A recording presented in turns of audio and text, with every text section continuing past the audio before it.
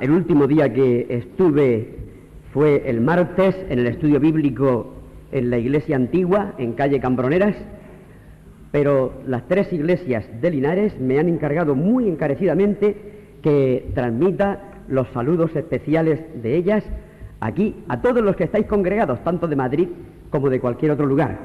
El sábado estuvimos en Orfila, el martes en Cambroneras y el domingo, como es natural, en la llamada de la Zarzuela o Avenida de Andaluces. Así que las tres iglesias, es que me lo encargaron de forma muy especial, que os trajéramos estos saludos cariñosos. No es un ritual, hermanos, cuando los hermanos traemos saludos de las iglesias, no es un ritual, es verdaderamente de corazón. Y creo que así lo recibís vosotros también, queridos hermanos. Es un gozo para nosotros encontrarnos otra vez entre vosotros, tanto los muy queridos hermanos de Madrid de tantos años, como también otros de también muchos años, de otros lugares de España. Tan precioso que ya escuchábamos anoche, de la sabiduría, que a un servidor ya le encantaba desde joven, de muy joven, el tema de la sabiduría. Y voy a empezar de una forma quizás rara, porque no es normal, pero que es necesario, sobre todo para nuestros jóvenes que están estudiando en institutos, en universidades, etcétera. Y voy a empezar con una frase, igual que nuestro querido hermano anoche citó una frase de Nietzsche, pues voy a citar, pero adrede porque lo tenía pensado de antemano, más bien por amor a nuestros jóvenes. Una frase de Ortega y Gasset, en un libro clave, es clave porque es donde se interroga él a lo largo de todo el libro qué es la filosofía. El amor al saber, filosofía. Bien, pues después de hacer varias consideraciones, concluye así el maestro Ortega y Gasset. Es constitutivamente necesaria al intelecto. ¿Por qué no contentarnos con lo que sin filósofos y sin filosofar hallamos en el mundo? Con lo que ya es y está ahí patente ante nosotros. Por esta sencilla razón, contesta, por esta sencilla razón. Todo lo que es y está ahí, cuanto nos es dado, presente, patente, es por su esencia mero trozo, pedazo, fragmento, muñón. Es decir, que todo lo que vemos es nada más que una parte fragmentaria del total. Y no podemos verlo sin prever y echar de menos la porción que falta. Así termina un párrafo luminoso de Ortega y Gasset. Filosofa el hombre, y en otra parte de que es la filosofía dice que no es ni caprichosa ni utilitaria, es inevitable. Es inevitable, según él. ¿Y cómo vamos a enmendar nosotros la plana a un maestro como Ortega y Gasset? Nosotros no. Pero encontraremos en la Biblia que esta ansiedad inmensa de ver lo que falta del fragmento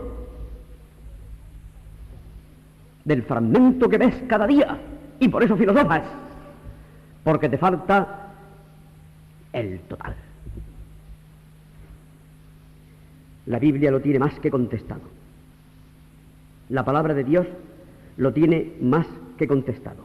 Desde muy joven, un querido hermano que todos conocéis, el que fue mi maestro humanamente hablando hasta que partió a la presencia del Señor en el 72, me hizo notar, y que me hizo mucho bien, ojo jóvenes, y que me hizo mucho bien para mi vida, inquieta mentalmente, Deuteronomio 29, que aunque lo sabemos de memoria muchos de los que estáis aquí, lo vamos a leer para que no se nos escape ni una sola palabra. Deuteronomio 29, y leedlo, queridos hermanos, mientras lo hacemos en respuesta a lo que decía don José Ortega y Gasset. Leámoslo como respuesta a lo que decía este querido hombre que yo creo que fue para bien, pero que no era completo. Deuteronomio 29, 29.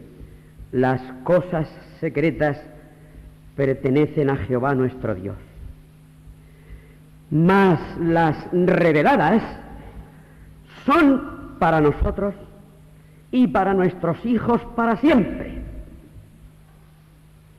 ¿Para qué? Hay una finalidad: para que cumplamos todas las palabras de esta ley. Hay cosas que el Señor todavía por el momento se ha reservado, el Dios soberano se las ha reservado y no están reveladas.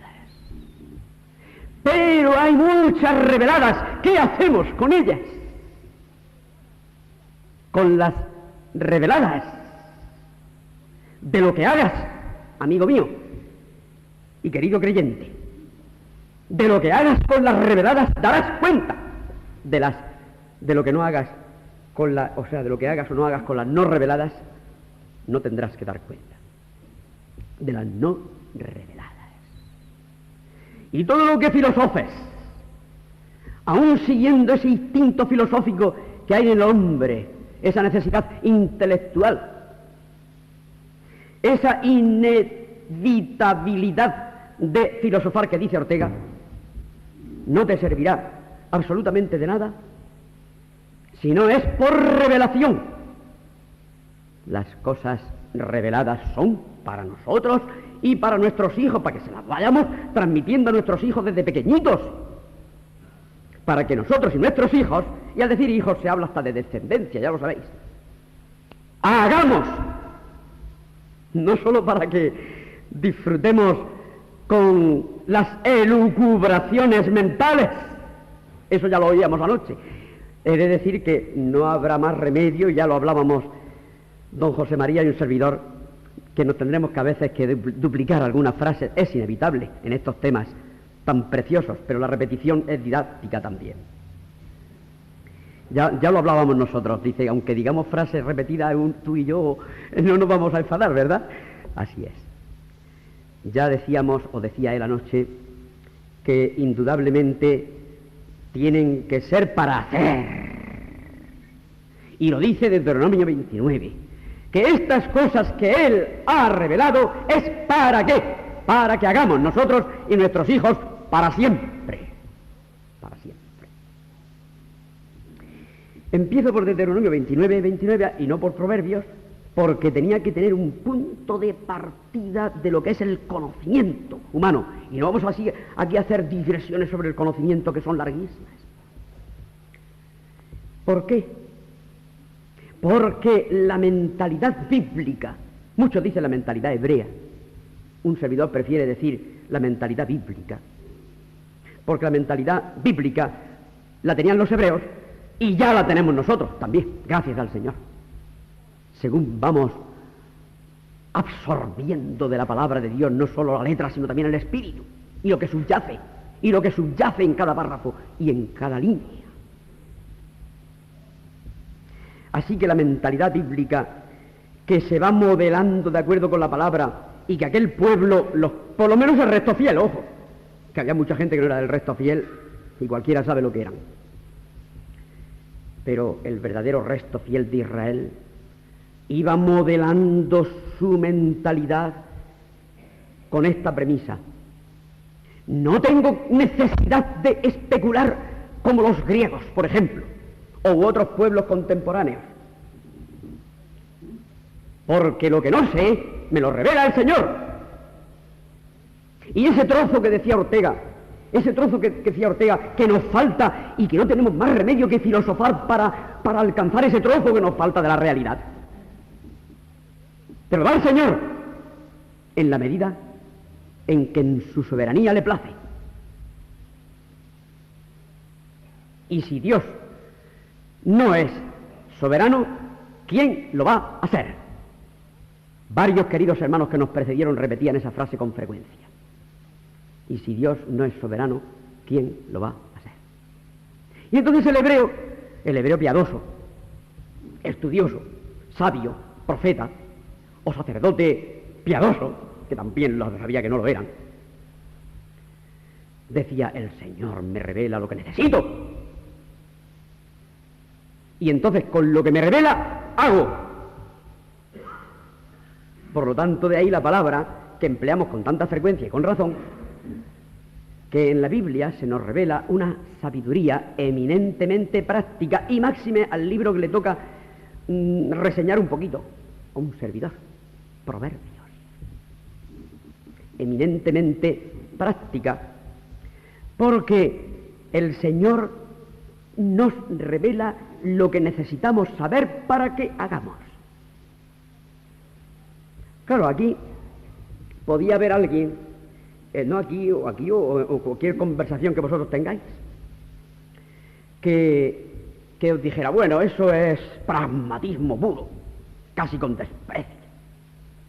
Porque claro, el señorío intelectual de la especulación filosófica que no tiene una aplicación inmediata, sino que solo es especular y especular y especular y especular, pues es visto como una aristocracia del pensamiento. Y lo pragmático, hubieron también filósofos pragmáticos o prácticos, es visto con un poco de desprecio. Eso es pragmático, y si me apuras un poco, no es pragmático solo, es más bien utilitario. Y con eso de la palabra de utilitario, ¡pum!, se le echa un borrón. No es eso, hermano. No es la sabiduría bíblica meramente utilitaria, porque alcanza alturas muy elevadas, especialmente en el capítulo 8 de Proverbios, que es el libro que tenemos que tocar, y también en la personificación de la sabiduría en una señora digna que proclama e invita a su banquete a todos los simples. Eso se dará otro día, ese tema de la personificación en Proverbios. No es meramente pragmática y utilitaria, aunque lo es también, porque se eleva a grandes alturas. Lo que pasa es que en muchas ocasiones, especialmente Proverbios, presenta una filosofía de andar por casa en el sentido del aforismo que observa la vida práctica y la describe, otras veces en el consejo, otras veces en el aviso, y así sucesivamente, pero para ponerlo en práctica. Pero es meramente utilitaria en el sentido peyorativo del término cuando te dice: el principio de la sabiduría es el temor del Señor y el conocimiento del Santísimo es la inteligencia. Proverbios 9:10. ¿Es eso groseramente utilitario? No. Tiene gran elevación, porque en todas aquellas cosas no previstas, en todos aquellos versículos que no encuentras para aplicar inmediatamente, el conocimiento del Santísimo es la inteligencia. Proverbios 9:10. El conocimiento de Él,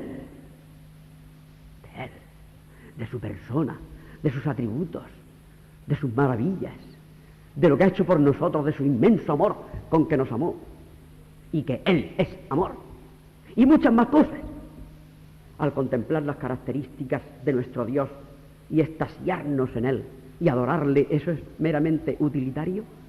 Lo que pasa es que sí que desciende a la vida cotidiana en conexión con la ley. Voy a hacer un poquito de aparte para esto de la conexión con la ley, sumamente necesario, porque podríamos pensar quizá que la sabiduría o los libros sapienciales en un sentido práctico estaban desconectados del resto de la Escritura. No.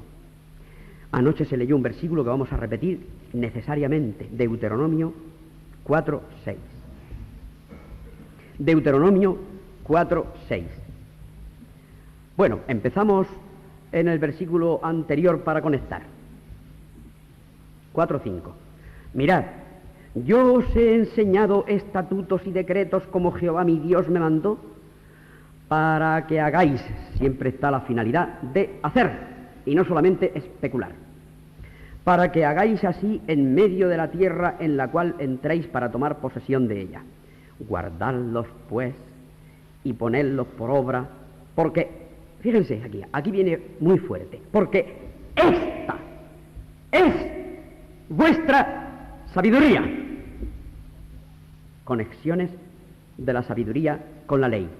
Quizá esta línea es la más importante de las conexiones de la sabiduría con la ley. El poner por obra, el guardar los estatutos y decretos de Jehová nuestro Dios, etcétera, se ve claramente que esta es vuestra sabiduría y vuestra inteligencia ante los ojos de los pueblos, los cuales oirán todos estos estatutos y dirán: ciertamente pueblo sabio y entendido, nación grande es esta, etcétera. Y sobre todo al versículo 8 se puede leer entero. ¿Y qué nación grande hay que tenga estatutos y juicios justos como es toda esta ley que yo pongo hoy delante de vosotros? Conexiones de la sabiduría con la ley. Pero bueno, ¿qué estamos estudiando? ¿La sabiduría o la ley en esta mañana? Vamos al Salmo 19.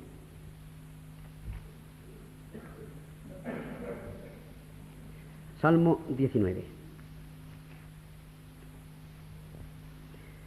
Podemos leer solamente cuando ya empieza la sabiduría revelada en el versículo 7. Vamos a dejar la naturaleza por el momento, no es que no nos guste, pero vamos a dejar la naturaleza por el momento. 19:7. La ley de Jehová es perfecta, que convierte el alma. El testimonio de Jehová es fiel. ¿Qué hace? Ahí está la sabiduría. Que hace sabio al sencillo. Algunos han dicho: la Biblia es la más grande universidad que existe. Y es verdad, porque los que hemos tanteado tanta cosa por ahí fuera, lo podemos decir con peso y sabiendo lo que decimos. Y muchos de los que estáis aquí lo podríais decir exactamente igual. El testimonio de Jehová es fiel, que hace sabio al sencillo. Conexiones de la ley con la sabiduría. La ley no es solamente los 10 mandamientos, como algunos se creen. La ley es la Torá que se decía a todo el cuerpo, especialmente del Pentateuco. Más tarde llegó a adquirir sentido más amplio todavía, y es toda la didáctica del Señor, toda la enseñanza del Señor, todo aquello que el Señor quería que fuera su voluntad comunicada para que el hombre la pusiera en práctica. Llegó a ser la Torá, la ley, en un sentido general, cuando el Señor habla con los de Maús. Lo que está escrito en la ley, los profetas y los salmos. Y la sabiduría conecta con la ley, porque el que pone en práctica, no solo el que se los aprende de memoria, el que pone en práctica los mandamientos del Señor con reverencia, temor reverente, es sabio, aunque sea sencillo. Sencillo en el mejor de los sentidos, que no simple. Ojo, no es lo mismo simple que sencillo. Especialmente, bueno, creo que en nuestro lenguaje también, pero en el lenguaje bíblico más todavía. No es lo mismo sencillo que simple. Hace sabio al sencillo. Así que, queridos hermanos, la ley provee los dictámenes, los estatutos, la voluntad de Dios para la ética del hombre, y la sabiduría, especialmente sus partes prácticas, lo aplica a la vida cotidiana, aunque vuelvo a repetir, como se decía anoche y vuelvo a repetirlo yo, se eleva a alturas sublimes en algunos capítulos y en algunas personificaciones. ¿Qué es la sabiduría y qué no es? Vamos a acercarnos cada vez más. Primero, ¿qué no es? ¿Qué no es la sabiduría? Ahora ya dejándonos las especulaciones de los filósofos, por muy respetables que nos parezcan, y que muchas veces hay que examinarse de eso, muchos que estáis aquí, jóvenes, por muy respetables que nos parezcan esas opiniones, y yo veo una sincera inquietud. Yo leo Ortega, por ejemplo, y veo un hombre honesto, con una sinceridad, y otros así. Pero se quedan cortos, queridos jóvenes, se quedan cortos. Ya habéis visto lo que hemos dicho del trozo que no se ve, y el trozo que no se ve lo da Dios. Por eso la sabiduría bíblica no es, primero lo que no es tener un alto coeficiente intelectual innato. Hace sabio al sencillo. No andéis buscando la sabiduría, queridos hermanos, queridos jóvenes. No andéis buscando la sabiduría en el test que te mide el coeficiente intelectual. La sabiduría, vuelvo a repetir, la que estamos aquí estudiando, la sabiduría de lo alto.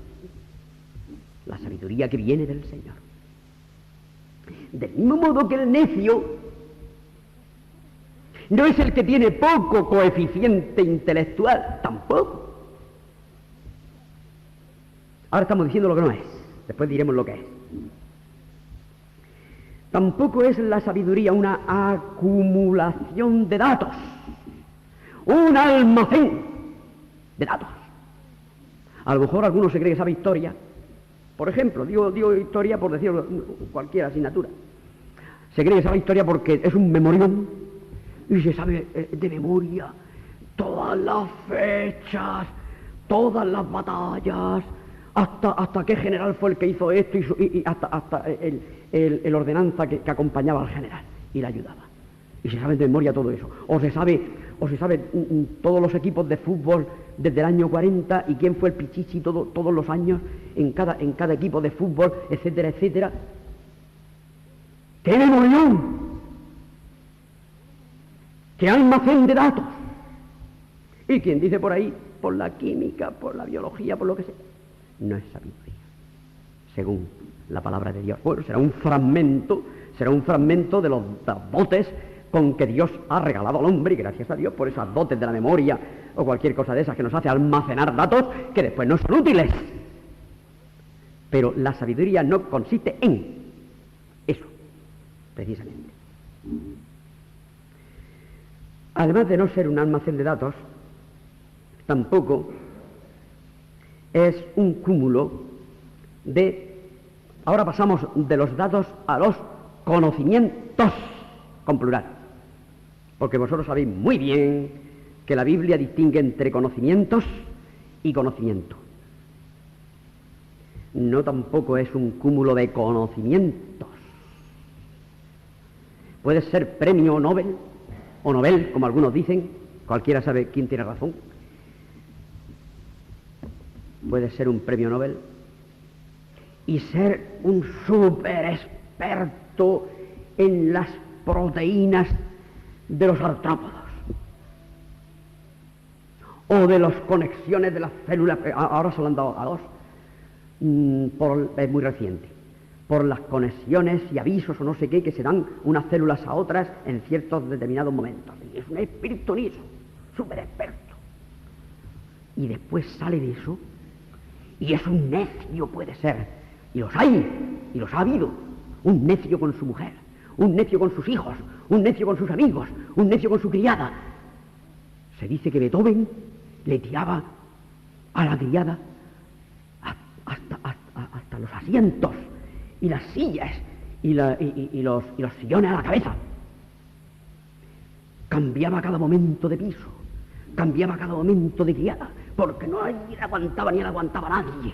Y fíjate qué genio era Beethoven. La sabiduría bíblica es todo lo contrario. todo lo contrario.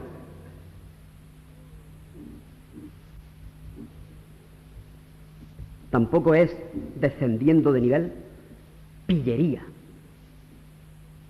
truco, artimaña, en la política o en los negocios. Tampoco es eso. Eso no es sabiduría. Cuando estudiemos un tema que tenemos para un día, no sé si segundo o tercero, en el que veremos los matices de cada palabra que se emplean para sabiduría en el libro de Proverbios, veremos que hay una de ellas que se aproxima a la astucia, sagacidad. Y esa palabra, pero lo estudiaremos en su día, solamente anticipo un poquito. Esa sagacidad o esa astucia en Proverbios algunas veces se emplea en el mal sentido, otras veces se emplea en el bueno, pero es una palabra ambivalente según el contexto.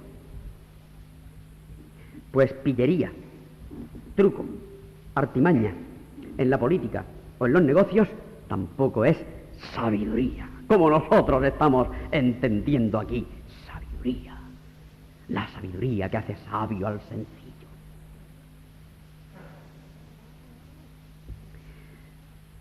Tampoco es ser un superclase en cualquier rama del conocimiento. Esta veo que sin darme cuenta casi he duplicado, así que la saltamos. Casi he duplicado lo que he dicho antes del cúmulo de conocimientos.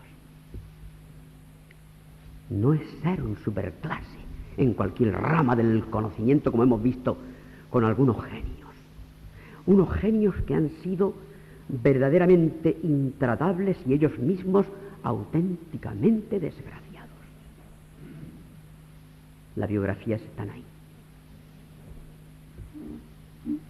Esto es lo que no es. ¿Por qué? Porque juntamente con estas dotes de que estamos hablando, puede haber una altiva rebeldía frente a Dios en base a lo aprendido, que hace soberbia a la persona. Pero no os creáis, queridos hermanos, que soberbio nada más que es un premio Nobel o un catedrático de la más grande universidad. No solamente. He visto, porque he vivido también ambientes industriales y ambientes universitarios. Y en los ambientes industriales he visto peones tan orgullosos y tan despectivos como los catedráticos. Que ellos, a mí me vas a decir tú, con los años que yo llevo ya. Y bueno, decían hasta algunas frases que no se pueden repetir aquí, para hablar de lo que ellos ya sabían. A mí, tú, a decir a mí. Porque habían aprendido ya ciertas triquiñuelas de la vida. Y sin libros ni nada, se habían hecho sabios, entre comillas, sabios según el hombre. Esto es lo que no es la sabiduría, vamos a decir lo que sí es, aunque no sea muy extenso, pero lo que sí es la sabiduría en el Señor, es una armonización con el carácter de Dios. Eso sería la primera definición que yo daría desde el punto de vista bíblico. Anoche escuchamos incluso hasta algunas definiciones que daban los diccionarios normales de nuestra lengua. Pero vamos a evitar eso ya porque está dicho y vamos a ver solo lo que pensamos desde el punto de vista bíblico, divino. Sí es armonización con el carácter de Dios mismo. Para que nosotros lo tengamos más claro, voy a poner un ejemplo de los que ponen incluso los grandes diccionarios de eruditos bíblicos. Dicen, el hebreo, refiriéndose al Antiguo Testamento, que es lo que estamos haciendo nosotros, que después desembocaremos en el Nuevo, hoy o mañana o pasado, casi todos los días habrá que desembocar en el Nuevo, en la sabiduría personificada, que es nuestro Señor Jesucristo. Pero en el Antiguo Testamento nos dicen los eruditos que el hebreo no especulaba sobre qué es la justicia. La justicia es no sé qué. Hoy tú te coges muchos libros de derecho o muchos libros de estos que especulan o de filosofía o de derecho y te encuentras 50 definiciones para cada concepto de estos que estoy diciendo. Y aquí hay gente que es licenciada en derecho y lo sabe. Filosofía no lo sé, sí los hay, pero también los habrá quizá. 50 definiciones. Yo no soy licenciado en Derecho, pero tuve que hacer una oposición para secretarios de ayuntamiento, de administración local. Y teníamos 180 temas y casi todos eran de Derecho. Y empezaban a ponerte nada más, que en las primeras lecciones el concepto del derecho, el concepto de la justicia, el derecho objetivo, el derecho subjetivo, derecho, todo eso. Bueno, pues tenían que ponerte varias, y esto no era nivel de licenciado, ni mucho menos.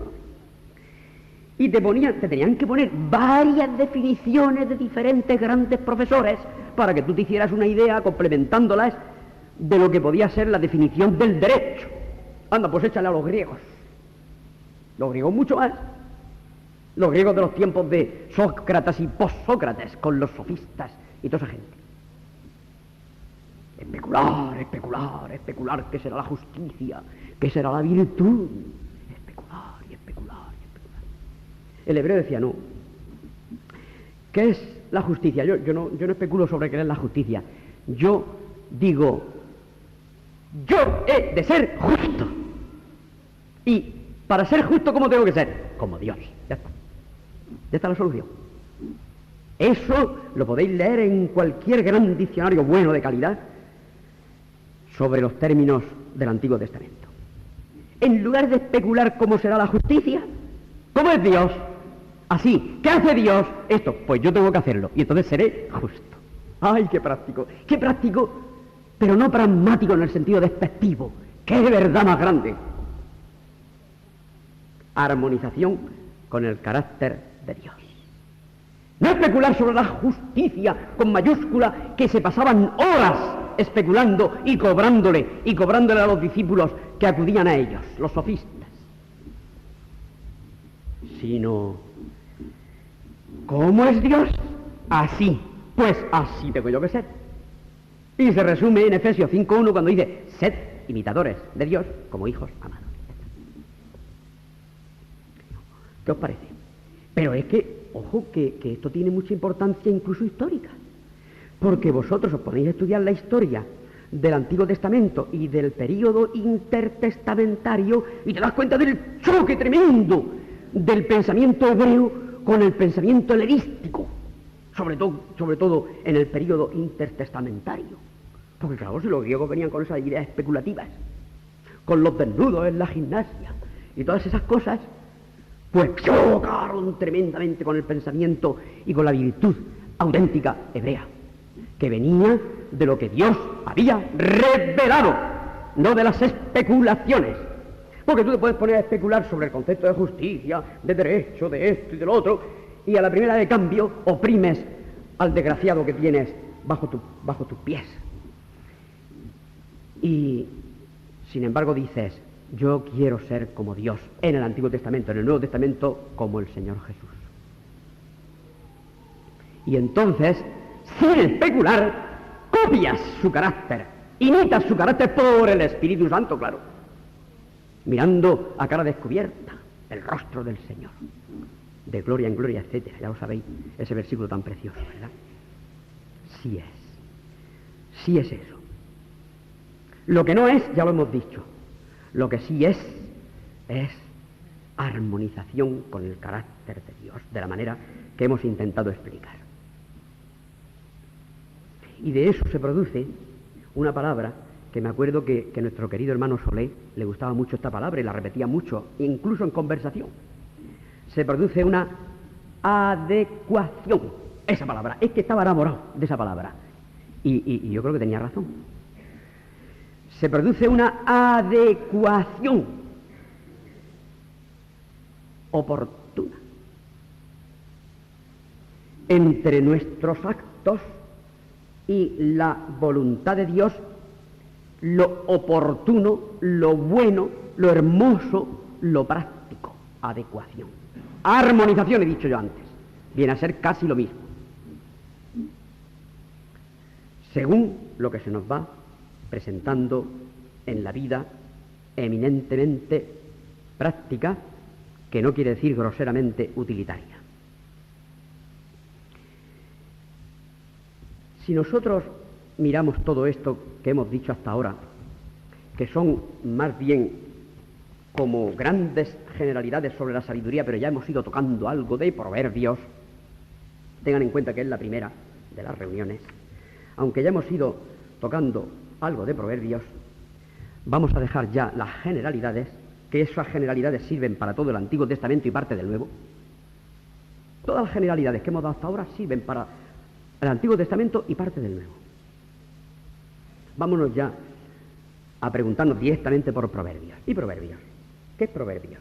Pues Proverbios, naturalmente, es uno de estos libros que hemos dicho de la sabiduría o sapienciales. Pertenecen a ese género que se llama el género sapiencial. El género sapiencial no es totalmente nuevo en las culturas orientales, ni mucho menos. Tiene sus antecedentes. Tiene antecedentes ya en culturas tan antiguas como los sumerios, anteriores a los caldeos. Los sumerios, después los caldeos y al mismo tiempo más o menos los egipcios. Así que se puedan encontrar colecciones de proverbios, refranes, aforismos, etcétera, las tenemos ya en aquellas culturas. E incluso más próximo a nosotros, en nuestra, ya yo creo que procede ya de la Edad Media, cuando se forjó el castellano, y creo que en las demás lenguas peninsulares debe pasar lo mismo, aunque no las conozco por desgracia, pero en todas las culturas ha habido frases hechas que se han ido transmitiendo de padres a hijos para que adquiriesen cierta sabiduría práctica. Y en nuestra cultura, pues vino, yo he hablado incluso con hermanos ingleses que me han dicho en inglés refranes equivalentes en la esencia con refranes castellanos y que se forjaron a miles de kilómetros unos de otros. Así que esos aforismos, esos dichos de los sabios, tienen ese antecedente tan remoto. Sin embargo, la palabra de Dios presenta grandes diferencias que veremos un poco más adelante. Porque muchos de esos aforismos y refranes y dichos de los sabios muchas veces iban mezclados con magia. ¿No recordáis los magos de Oriente que vinieron a adorar al Señor Jesús, que probablemente eran astrólogos caldeos y todo eso? Caldeo era sinónimo de sabio, pero ellos tenían una mezcolanza entre religiosidad pagana y astrología y magia, los magos que habían también en Egipto en los tiempos de Moisés. Es decir, que surgía una sabiduría que muchos de sus dichos eran prácticos, eran sabios, pero que casi todo estaba mezclado con unas religiones a veces horribles y abominables, a veces, y con magia.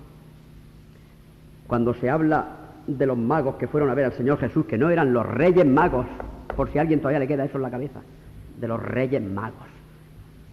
Y el día de Reyes, el día 6 de enero, vamos a hacer esto y lo otro de Reyes, nada, eran magos. Magos sabios probablemente en su corte. Luego eso es un ejemplo que tenemos ya transmitido en el Nuevo Testamento. El género ya existía de hacía muchos siglos. Pero en Israel, bajo la revelación del Señor, adquiere unas características controladas por el Espíritu Santo para producir lo que llamamos con exactitud la inerrancia de las Escrituras, hermanos. La inerrancia de las Escrituras. Y además con un componente divino que no está en la... Bueno, si está en otras culturas, será con dioses abominables, caprichosos, y que algunas veces tenían dudas de si eso se iba a cumplir o no se iba a cumplir. Y la palabra de Dios siempre preside Proverbios que el temor, el principio de la sabiduría es el temor del Señor, y que no es solamente una vez como algunos se creen, que está en Proverbios 1:7, hay muchas más. Está en Proverbios 1:7, está en Proverbios 9:10, está en el Salmo 110, que no recuerdo el versículo, pero es igual, lo estamos diciendo sobre la marcha, está en Job 28:28, y después hay muchos otros versículos que contienen el temor del Señor, pero no de la misma forma. El principio de la sabiduría es el temor del Señor, sino que la gramática está cambiada.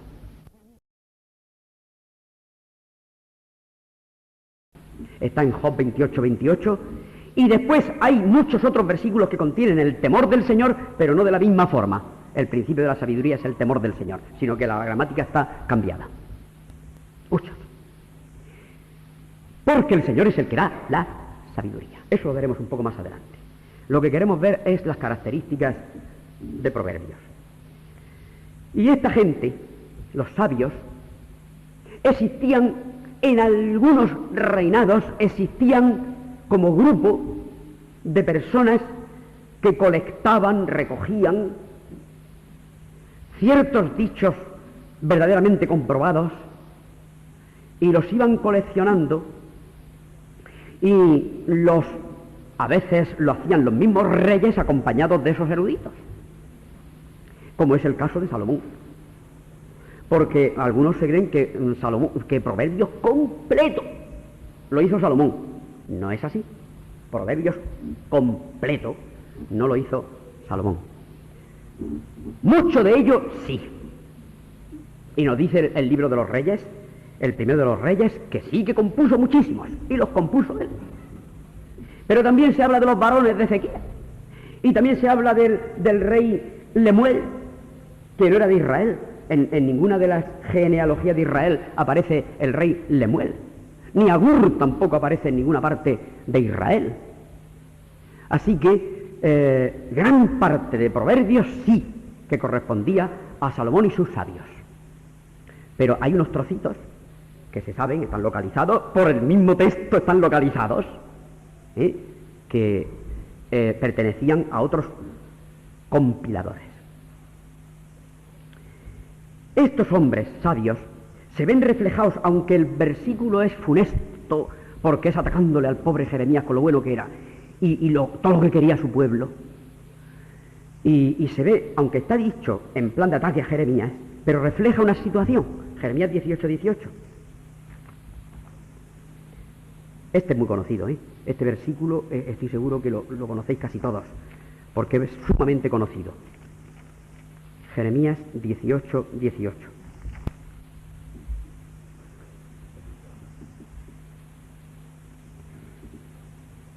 Dice así. Le están hablando los enemigos de Jeremías, pero comprendemos aquí que estas instituciones existían. Y dijeron: venid y maquinemos contra Jeremías, porque la ley no faltará al sacerdote, ni el consejo al sabio, ni la palabra al profeta. Venid e irámosle de lengua y no atendamos a ninguna de sus palabras. Estos son los inicuos los que están hablando, pero aunque sean los inicuos, están reflejando 3 estamentos que habían en Israel a la sazón, al sabio. Los sabios eran reconocidos como tales, y hay más citas, pero vamos a ahorrarlas por este momento. Los sabios hacían de consejeros de los reyes, muchas veces, hacían de maestros de los reyes jóvenes o los príncipes jóvenes, compilaban, pasaban al pueblo, pero sobre todo eran dirigidos por el Señor y por la persona más piadosa que hubiese en ese momento, para hacer una recolección que armonizara exactamente con la revelación divina. Y tenían el sello del Espíritu Santo. De tal manera que no se desdicen con la Torá, con la ley que hemos dicho anteriormente. Ahora, Proverbios precisamente pertenece a eso. Y podemos pensar que Proverbios es de menos elevación en la sabiduría que otros libros, porque desciende a terrenos muy prosaicos y muy cotidianos. De tal manera que algunos le han llegado a calificar con una frase simpática, pero que refleja bastante, que en Proverbios vemos la sabiduría en traje de faena. De tal manera que la sabiduría en Proverbios desciende a las ollas, desciende a las balanzas, desciende a las compras y ventas, desciende a los avales, y así sucesivamente. Ya no hablo de la crianza de los hijos y de las relaciones entre esposos, porque eso no lo considero de baja, no, ni muchísimo menos, es de lo más alto que hay. Y las relaciones con el Señor, también las trata Proverbios. Pero sin embargo hay un predominio de la sabiduría en traje de faena. Colección de consejos, observaciones de la vida, preceptos. Atended, queridos hermanos, a esto que he dicho de observaciones de la vida, porque hay versículos en Proverbios que no son necesariamente preceptivos. Ojo con esto, que algunos se pueden escandalizar con algún versículo de Proverbios. Y no hay que escandalizarse porque hay ocasiones en que Proverbios no está haciendo precepto para cumplirlo exactamente, sino que a veces hace observaciones. Por ejemplo, vamos a recordar una observación que hace. El que compra, mientras está negociando, dice, malo, malo, malo, malo, malo, malo. Y qué pescado más malo me estás dando. Pero cuando lo compra y ha conseguido el precio que él quería, se marcha y dice, bueno, qué compra más buena he hecho. Qué bien he comprado, qué listo soy para comprar y para regatear. Eso no es un precepto. Eso es una observación de la vida. ¿Comprendemos, verdad, hermanos? Por eso Proverbios contiene tanto y mucho, eso predomina, preceptos como observaciones. De eso de la compraventa de un pez, como he dicho yo antes, que antes dices que regatea y dices que es muy malo y después dices que es muy bueno, cuando te vas, ¿qué enseñanza hay en eso en cuanto a practicarlo? Ninguna. Es nada más que una observación de lo que acontece. Esta colección de consejos, observaciones de la vida, preceptos, etcétera, pueden ser en el trabajo, en los negocios, en el hogar, en la familia, con los vecinos, con los amigos, con el prójimo en general. Estoy refiriéndome a estos preceptos u observaciones a lo largo del libro de Proverbios. Su carácter, pues, es humilde, de humilde nivel, pero no siempre.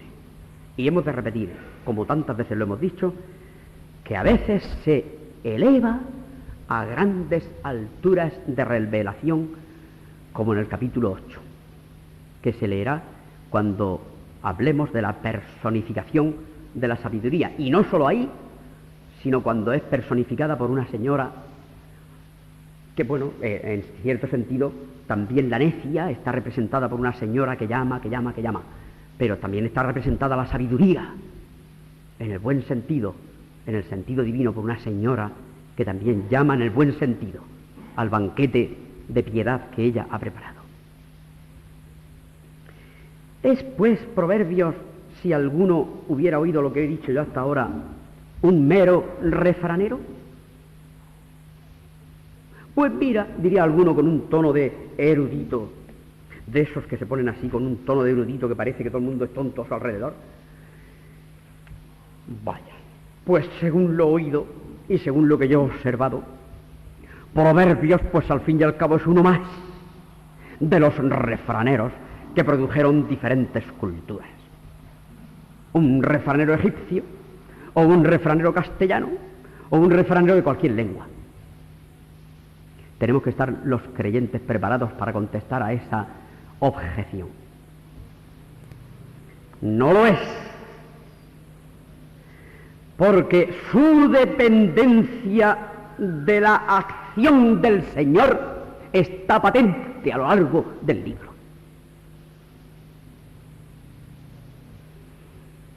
No simplemente que tú te aprendes Proverbios muy bien y eres más apto para moverte en la vida. Has aprendido cosas útiles, como si te hubieran enseñado todas las facetas útiles de la mecánica. Y dices, bueno, pues ya me las sé y soy más útil porque me puedo arreglar el coche, me puedo arreglar esto, me puedo arreglar lo otro. Y es una cosa muy buena lo de la mecánica, pero que no es más que una faceta utilitaria para la vida. Entonces, ¿es Proverbios eso? ¿O para tratar con el comerciante? ¿O para tratar con el hijo?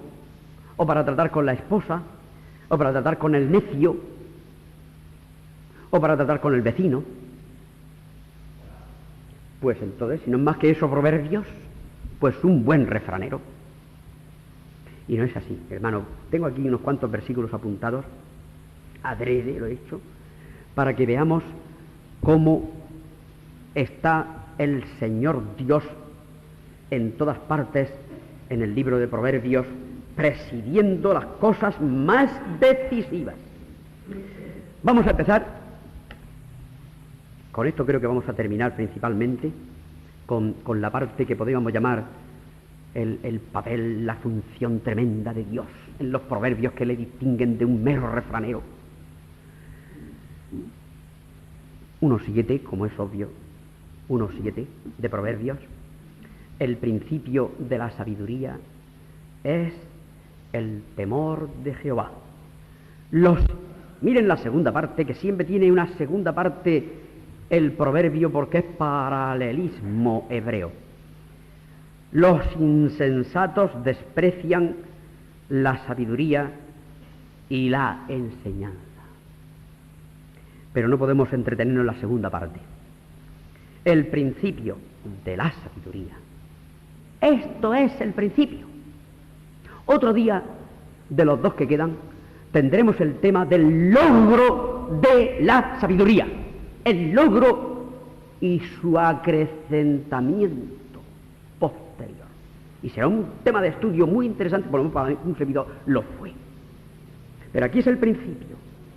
Lo que inaugura la relación con el Señor, que inaugura la sabiduría, naturalmente. El principio de la sabiduría es el temor del Señor. Algunos traducen, no sé por qué exactamente, traducen que es la reverencia, solo reverencia, y no es así.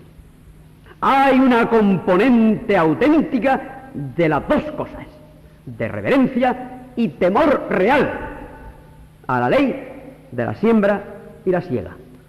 Gálatas 6:7. No os engañéis. Dios no puede ser burlado.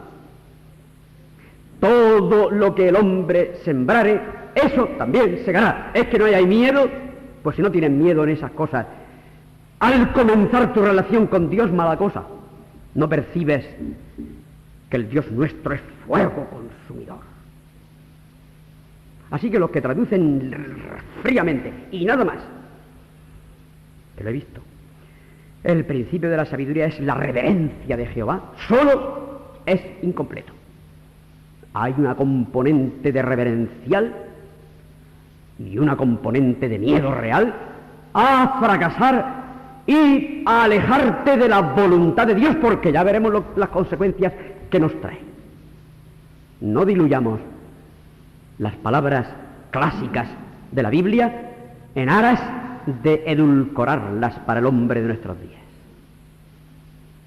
Es la reverencia, sí señor. Reverencial miedo, se habla en la epístola a los hebreos. Reverencial temor. Pero no se quita el temor real. Aquí aparece, obviamente, el Señor. El 9:10. Este lo dijimos antes, pero es bueno volverlo a leer en este contexto de despojar la idea de que solo es refranero. 9:10. El temor de Jehová es el principio de la sabiduría, es lo mismo que 1:7. Y el paralelismo hebreo otra vez.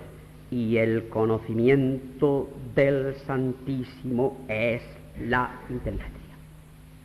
El conocimiento de su misma persona. Tú aprendes de toda la Biblia entera. No, ya Proverbios. La Biblia entera. Y ya sabes que tendrás mucha sabiduría aprendiendo de la Biblia entera. Pero desconecta del Señor. No ores. Desconecta del Señor. No te servirá de nada todo lo que has estudiado en la Biblia. Porque habrán muchas cosas que no sabrás cómo ponerlas en práctica, aunque te las hayas aprendido de memoria en Proverbios. Si andas en relación con el Señor en oración y en el Espíritu, y lees una frase útil en Proverbios, amén, te podrá ser de mucha bendición. Pero si has desconectado del Señor, a veces no la sabrás ni aplicar en la vida práctica, por muy clara que esté en el libro. El conocimiento del Santísimo es la inteligencia. Cuando nosotros andamos dudosos en la ética,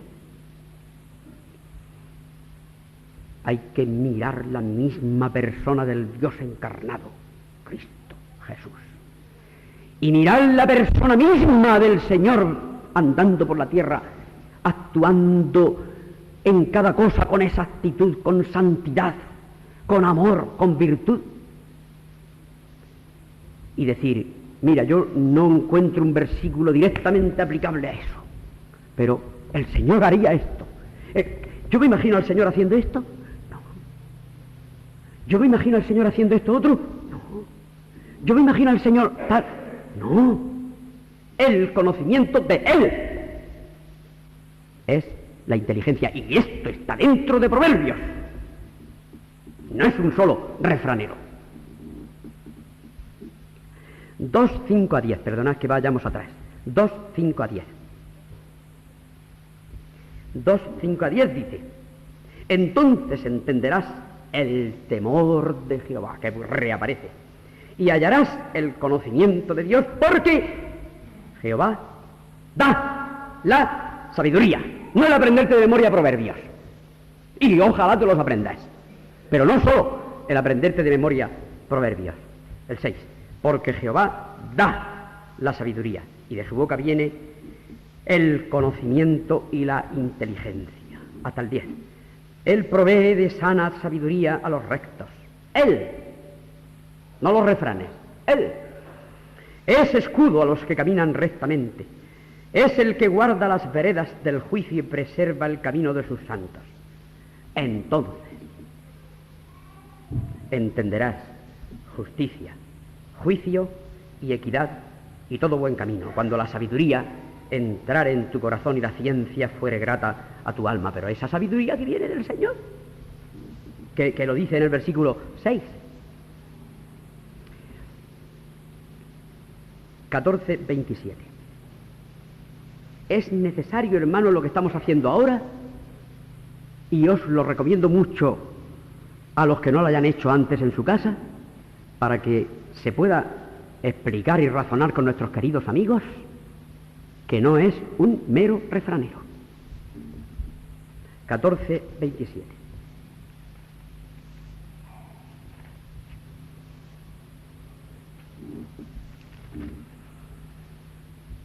El temor de Jehová es manantial de vida, para apartarse de los lazos de la muerte. Sería tremendo poder explicar este versículo con tranquilidad, pero no, pero tenemos que hacer nuestro tema y nada más. El temor de Jehová es manantial de vida para apartarse de los lazos de la muerte. Produce vida, incluso física. Y creo que tendremos tiempo de decir algo cuando hablemos de la salud, la enfermedad, la medicina y todo esto, por lo menos un poquito, tal como aparece en Proverbios 24:12.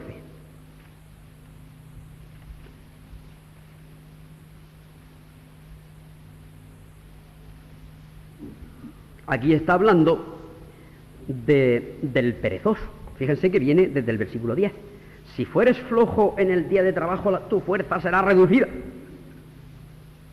Libra a los que son llevados a la muerte, salva a los que están en peligro de muerte, porque si dijeres ciertamente no lo supimos. Hecho la vista gorda, quiere decir eso. Hagamos la vista corta. Versículo 12. ¿Acaso no lo entenderá el que pesa los corazones? ¡Ay! El control del Señor sobre el libro de Proverbios. Nada de refranero.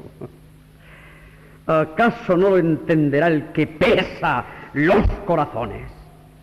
El que mira por tu alma, él lo conocerá. Y dará al hombre según sus obras. 3:5-12.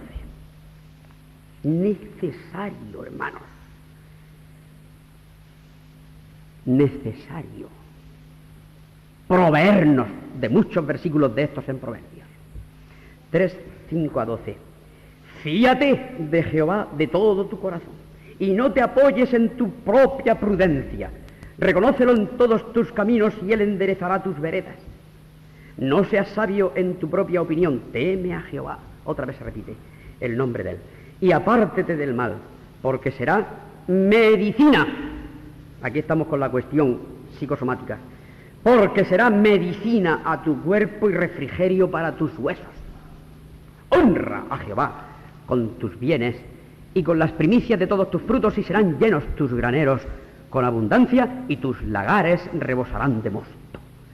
No menosprecies, hijo mío, que se repite en Hebreos, el castigo de Jehová, ni te fatigues de su corrección, porque Jehová al que ama castiga, como el padre al hijo a quien quiere.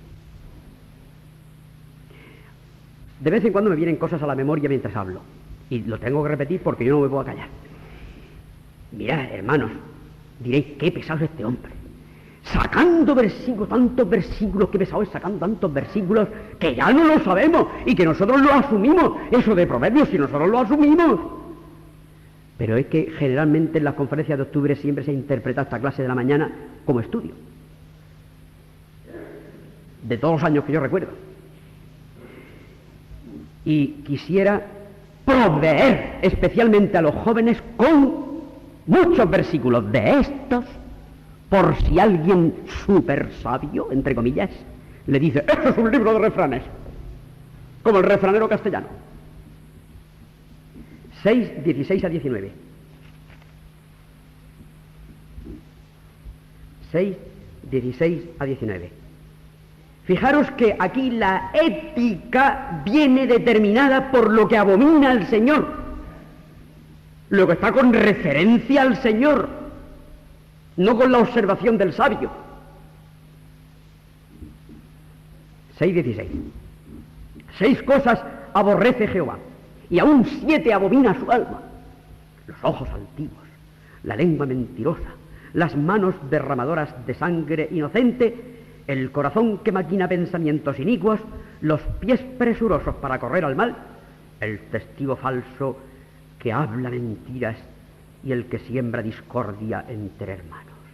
Queridos hermanos, palabra de Dios que no está puesto como la observación de los sabios, sino lo que abomina el mismo Dios. Y terminamos con 11:1. Termino la serie de citas útiles que podéis usar en estos casos. 11:1. El peso falso es abominación a Jehová, mas la pesa cabal le agrada. No que ¿Es injusto según la filosofía de Platón? ¿O es injusto de acuerdo con el consenso establecido en las leyes consuetudinarias y llevadas y plasmadas en el Parlamento español o inglés o lo que sea? No.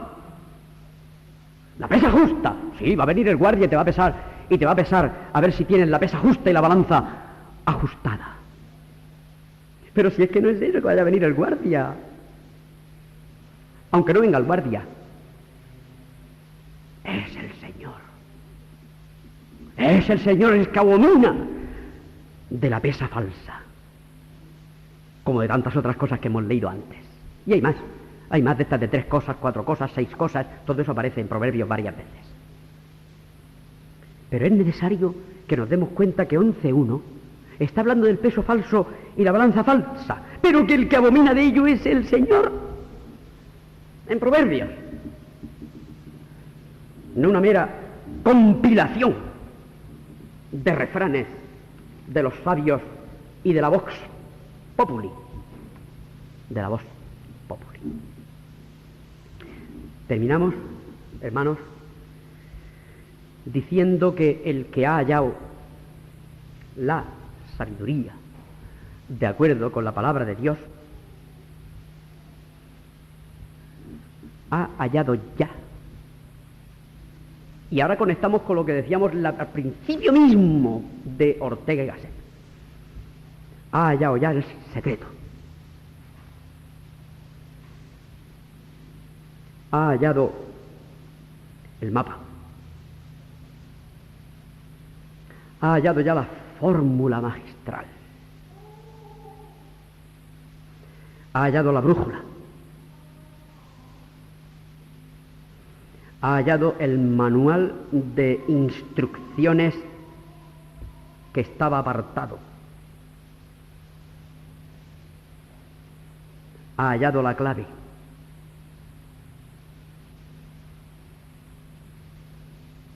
Cuando se habla en algún libro del secreto de la felicidad, tiene razón. No que el Señor no nos dé pruebas, pero nunca nos dejará solo en la prueba.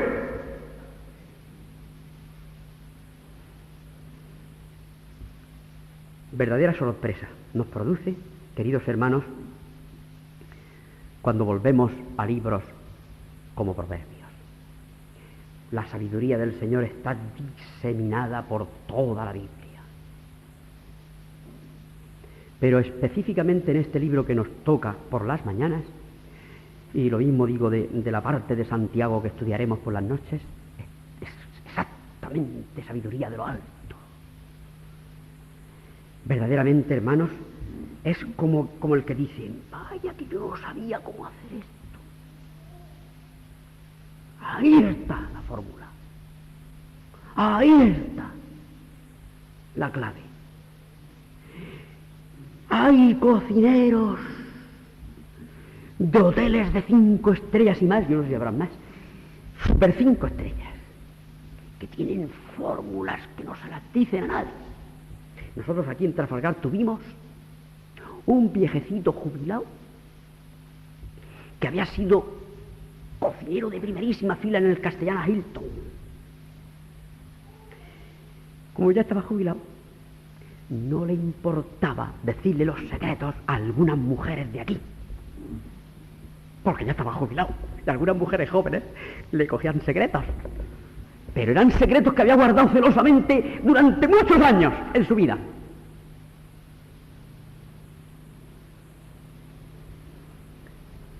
Y el Señor no se lo guarda celosamente como un cocinero de 5 estrellas. El Señor lo pone aquí, ahí lo tenéis, ahí lo tenéis.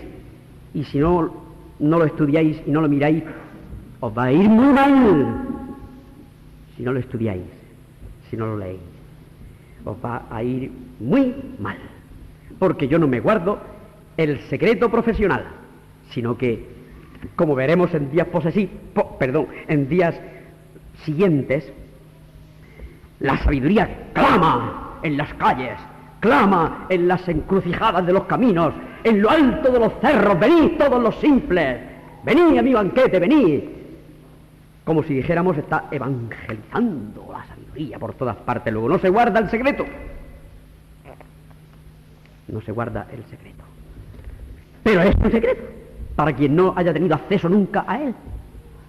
Y encontramos la fórmula, encontramos el secreto, encontramos la clave, encontramos el mapa, encontramos palabra que viene de Dios para expresar su voluntad en la conducta del hombre. ¿Qué más podemos aspirar o pedir? En cuanto a la ética me refiero, en cuanto a la adoración, alabanza, etcétera, son otros temas. Pero aquí estamos refiriéndonos en cuanto a la conducta del individuo. Y también adoración cuando veamos algún capítulo pertinente. Que el Señor nos ayude, queridos hermanos, a ponerlo en práctica y no quedarnos con un proverbio que nos convenga desconectado del Señor. Porque los proverbios, aunque alguno de ellos pueda parecer aislado, todo está regido por el Espíritu Santo para que la inerrancia de las Escrituras se ponga de manifiesto. Que el Señor nos ayude, queridos hermanos, a todos nosotros, empezando por el que habla. Amén.